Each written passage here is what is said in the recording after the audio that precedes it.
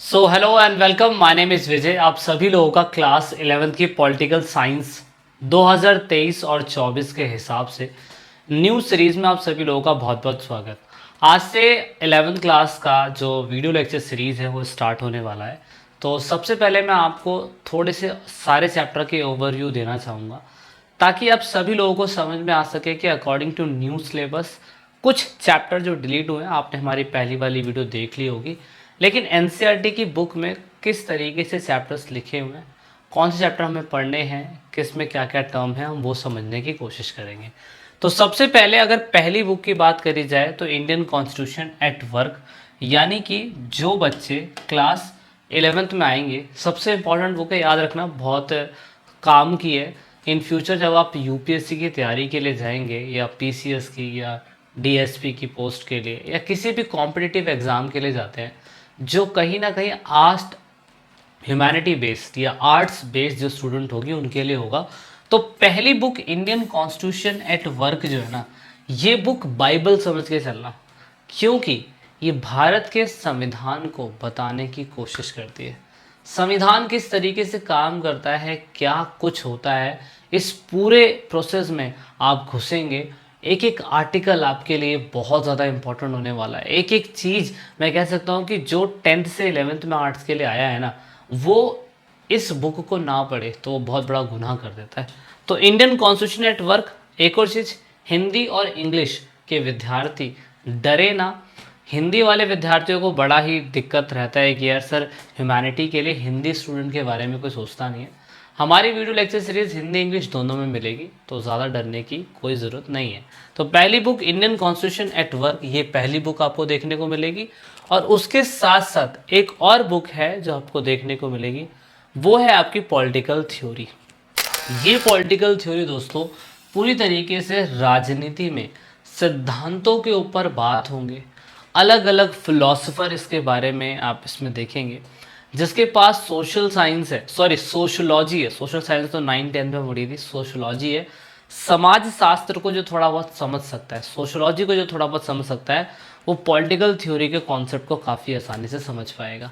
यानी कि एग्जाम्पल के लिए मान लीजिए फंडामेंटल राइट्स हमें स्वतंत्रता के बारे में बताता है, लेकिन स्वतंत्रता का सिद्धांत, उसके मूल अवधारणाएं, बेसिक प्रिंसिपल और कॉन्सेप्ट किस व्यक्ति ने विचार करके दिए हैं, वो हमें इस बुक में देखने को मिलेगा।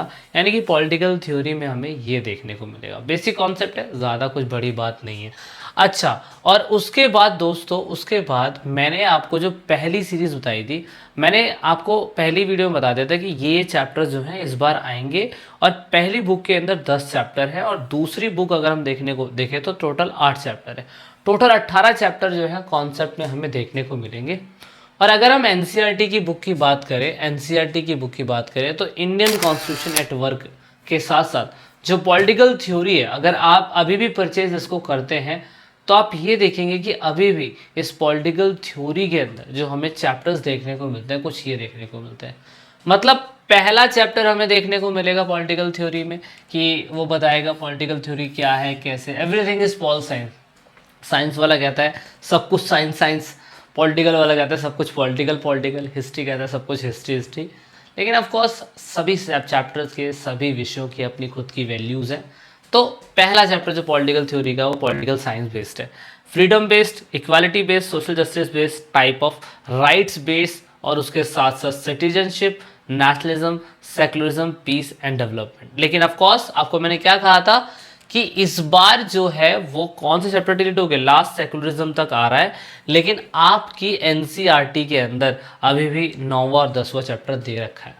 तो 10 चैप्टर थे लास्ट टाइम भी, और इस बार अगर आप एनसीईआरटी की बुक खरीदते हैं तो भी आपको 10 चैप्टर ही देखने को मिलेंगे। लेकिन हाल फिलहाल आपने फोकस बस इतना सा करना है कि भैया 9वां और 10वां चैप्टर मैं तो डालूंगा अपने वीडियो लेक्चर सीरीज़ में, ताकि आप लोगों को सभी समझ में आ सके कि भाई ये भी कॉन्सेप्ट आपसे छूटे ना। क्योंकि दिल्ली के स्टूडेंट ही नहीं, बाकी यूपी, बिहार, मध्य प्रदेश, जेएंडके, असम, उत्तरांचल प्रदेश, सभी जगह के स्टूडेंट ऐसी वीडियोस को देखते हैं। तो कॉन्सेप्ट आपका पूरा क्लियर होगा, कंटेंट आपको पूरा का पूरा मिलेगा। यानी कि ये था पॉलिटिकल थ्योरी के अंदर। अब बात करते हैं कि जो इंडियन कॉन्स्टिट्यूशन एट वर्क है उसके अंदर, तो दोस्तों अगर आप देखने की कोशिश करें उसके अंदर, तो ये मैंने एनसीईआरटी का पूरा पीडीएफ डाला हुआ है। आप चाहें तो हमारी खुद की वेबसाइट है, वहाँ पे सारे के सारे नोट्स जो है ऑफकोर्स हम आपको देते रहेंगे, सब कुछ देंगे, आप सभी लोगों को सब कुछ बताएंगे। तो पहला कॉन्स्टिट्यूशन व्हाई एंड हाउ, दूसरा फंडामेंटल राइट्स, लास्ट ईयर नहीं था, इस साल दिया हुआ है। Election and representative, executive, legislature, judiciary, federalism. कुछ बच्चे कह रहे होंगे हिंदी मीडियम वाले कि हमें समझ में नहीं आ रहा है, कोई दिक्कत वाली बात नहीं है। विधायिका, कार्यपालिका, न्यायपालिका, संविधान क्या और कैसे, और आपके मौलिक अधिकार, उसके बाद किस तरीके से चुनाव होता है, ये सारी चीज़ें हमें समझाने की कोशिश करी गई है। 8 चैप्टर में लोकल गवर्नमेंट, जिसमें पंचायती व्यवस्था से संबंधित चीज़ें हैं।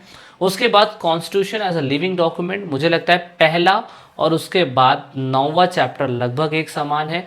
10वां चैप्टर हटा देना चाहिए था, फिलॉसफी बेस्ड है, लास्ट ईयर हटा दिया था, लेकिन इस साल अगर आप देखने की कोशिश करें तो इस साल इसको नहीं हटाया गया। ये देखो 9वां chapter constitution as a living document, यानी कि संविधान एक जीवन दस्तावेज, ये दिया हुआ है।